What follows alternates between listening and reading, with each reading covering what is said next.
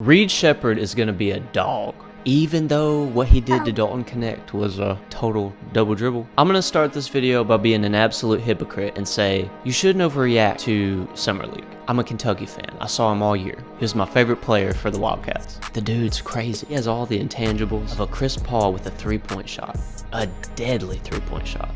And I know a lot of people will say he's a cone defensively. He is short, but similarly to Chris Paul, he can steal the ball and he has defensive instincts that are just deadly. What he did for this Kentucky team this year, I would say he's more of an instinctive player, offensively and defensively, especially defensively. He just understands how to move the defense and create space for his cutters. Watch for this dude. He's going to be a baller. Especially developing under Van Vliet for him is going to be awesome. Van Vliet is a championship guy. And I'm not saying Houston's going to win the championship next year. I do think they have a really good shot at making the playoffs because I think with Reed coming off the bench and running the bench unit, it's just going to be really hard to stop. I'm thinking the Rockets, I'm going to say maybe the 8th or the 7th seed coming out of the play-in. Y'all got some really good young talent, man. Defensively, Dylan Brooks just got Steven Adams. If he can stay healthy, that'll be interesting because that guy, he's a force. And then you got Sengun, another good young guy. Amen Thompson, who's another guard-like player. I really think the Thompson twins are going to kill it in the NBA. But Amen Thompson, I think, takes a big step forward next year. Y'all finished 500 in a really tough Western Conference. I think you take a step forward next year. I think y'all grow as a team. And like I said, I don't think you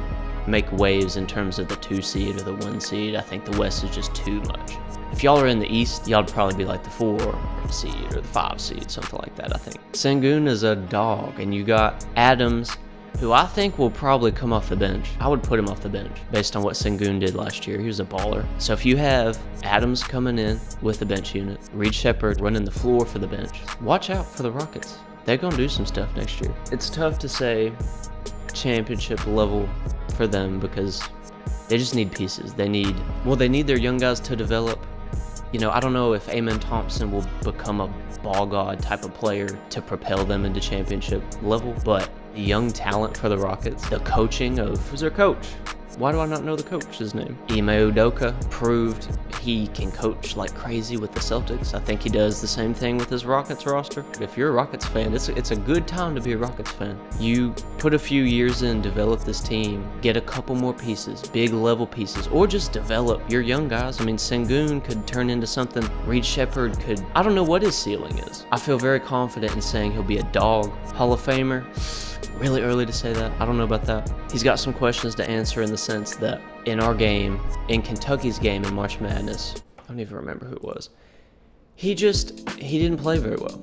So there are questions in terms of, okay, can you play in the postseason? Now that's one game, and personally I think Calipari was responsible for so many of those problems in that game. I think he should have benched Reed and let him kind of chill out a little bit because I think the moment maybe was a little too big for him at the time. But I do think he develops out of that. I think he's good enough to get over that little hump, you know? And I think he will. I think in the playoffs, man, you know, I think this could be a 7 or an 8 seed capable of an upset in a series because of Van Vliet's experience and the young guys developing. Now, that may not be the case next year. It might be 2 or 3 years from now, but watch out, bro. The Houston Rockets are going to be nice. And Reed Sheppard is going to be a big part of that. I really think that. And I'm not just saying that because I'm a Kentucky fan. I mean, I am. But just watch Reed Sheppard. I'm telling you, he's going to be awesome. I think he has the potential to be as good as Chris Paul was offensively early in his career. How old is Van Vliet? He's 30. So, you know, I mean, he's still in his prime. I feel like maybe 1 or 2 more years for him in his prime, and then he's going to kind of taper off as he gets older. So if he can develop Reed into what I'm thinking he can become, you know, it's way too early to say Hall of Fame and all this stuff. And this video could age terribly, but I really think Reed Sheppard has the potential to become a Hall of Fame player because of his intelligence and his instincts. ISO defense, he can hang against guys his size. And I think that's all you need from a guy his size, you know? He's got handles. He's not super quick, but it doesn't matter. I mean, he's smart enough that I think that overcomes the inathleticism. He's really similar to Klay Thompson in set shot threes. If he sets his feet, good luck. Dude is making that shot. I mean, you saw it over and over, and a lot of these are wide open because Kentucky was really talented. A lot of defenses didn't stay on him, which made no sense. What did he shoot from 3? I mean, his overall field goal percentage was 53%, and his 3-point percentage was 52%. And like I said, so many of his threes were wide open because Kentucky had so many weapons. A lot of teams doubled, so Reed could just either chill in the corner, just stay where he was at on the wing, and just.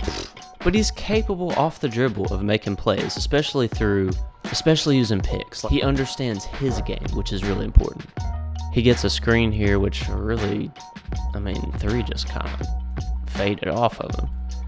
And as 13's hedging, he backs away, and I don't know why, because he has 13 who can help. I don't know. The point being, 23 should have face guarded him, because 52% from 3, what are we doing? He's going to hit that every time. I think he'll get a lot of these shots. I think Van Vliet, there may be some situations where Van Vliet and Sheppard are on the floor if we're doing a small ball situation. Now that defensively would be a nightmare. But if you need threes fast, end of game situation type of deals, I don't know, maybe that doesn't make sense, bro. I ain't no coach.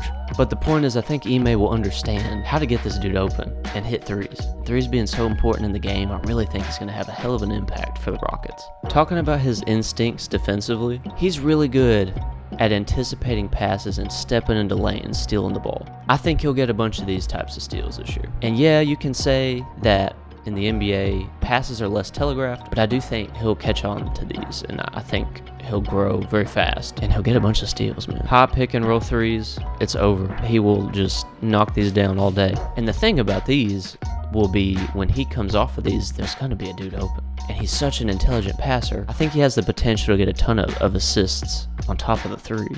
I wouldn't say he's a 3-and-D guy, but he'll be a 3-and-assist type of guy, because I think his passing is just going to be awesome. He's got a good little mid-range floater game, which is very important for short guys. I think that'll help him out on drives. Floaters are just, especially mid-range floaters at full speed, they're so hard to time. They're so awkward for the defense. So he'll be able to catch them off guard. I don't think that will be like a staple of his game. I think the staples of his game are going to be the three-pointer and his instinctual defensive abilities, stepping into passing lanes, and he has really good hands. He'll be able to knock balls away from dudes. I mean, he's inathletic compared to like the average NBA player, but he's not inathletic in the sense that he's got a vertical. I want to say he led the combine in vert, didn't he? I think that's true. I'll cut this if it's not true, but he's got a driving ability. I wouldn't say he'd be known for this, but he has the ball skills, I think, to get through certain situations and drive to the hole, and he can finish. So, but like I said, I don't think this will be a staple of his game. I think guys will be able, for the most part, they'll be able to keep him out of the paint. I think his strengths will be coming off of picks, moving without the ball, spacing to get his three-point shots, because guys are going to cheat. They're not going to face guard him, I don't think. They didn't in college, because there's going to be situations where he's just chilling on the corner, JJ Redick style, you know what I'm saying? I think that's a somewhat fair comparison. His three-pointer will be similar to JJ Redick, very similar. Dude is just a pure shooter, man. Deadly. 52% from 3, man. In the college game, how often do you see that? It just doesn't happen very much. In the NBA, it's not going to be this wide open. Guys are going to be able to close out better. But you're seeing him make some of these when guys are closing back out to him. And I'm thinking he's going to be able to do that still. This was such a huge part of his game last year. Pick outside, bang, bang. So Zero's not guarding him, but he closes out well. But it don't matter, because Reed Sheppard's got that thing on it. And then he steps into a passing lane, steals that ball. Bro, I'm telling you. He's going to do this in the NBA. What's that guy's name? Jose Alvarado. Alvarado's really good at doing this. I think he will be an Alvarado type of defender. I don't think he's going to hide from dudes and chase them down from behind, but he'll be deadly defensively in certain situations. Obviously, there's going to be guys he cannot guard. He's going to be scary. He's got a good mid-range. Here's his floater again. Calls ISO. Just shoots over a big man. You know, he's got this in his back. I mean, any bet against a Kentucky guard is just a bad bet. So I mean, at the very least, he's going to be a good player. I think he's going to be freaking crazy good. I think he's going to be a dog. He understands, you know, when he does drive and he gets in trouble, like right here, he understands where he'll have space to get the ball off, to get, that layup. Creates the contact. And he's an 83% free throw shooter, so if he can figure out how to draw fouls, there's another weapon in his game. I don't know how much of that will be the case, because like I said, I don't think he'll be much of a threat driving the ball. I think it's an aspect of his game he will develop over time. So in conclusion, Reed Sheppard's going to be a dog, man. I think he's going to be a Rookie of the Year candidate. I think he'll play a lot. I think he'll be very impactful for the Rockets, for their bench unit. And I think the Rockets finish with a 7 or an 8 seed. I think their young talent is really freaking good. So Reed's coming into a situation where there's a lot of talent, and I think he'll complement it really well with his intelligence, his instinctual, defensive-minded, whatever the I'm saying, with his instincts defensively. I think he's a catalyst for momentum. His most valuable asset is going to be the three-point shot. He's going to be a killer three-point shooter. So watch out for the Houston Rockets next year. Thanks for watching, y'all. Watch Reed Sheppard. Watch him kick some ass. He's going to keep killing it in the Summer League. I really think he might be, I don't know about Summer League MVP. I don't know how much weight that would even hold, but he'll be fun to watch in Summer League. And next year, like I said, keep an eye on him because he's going to be scary. Thanks for watching, y'all.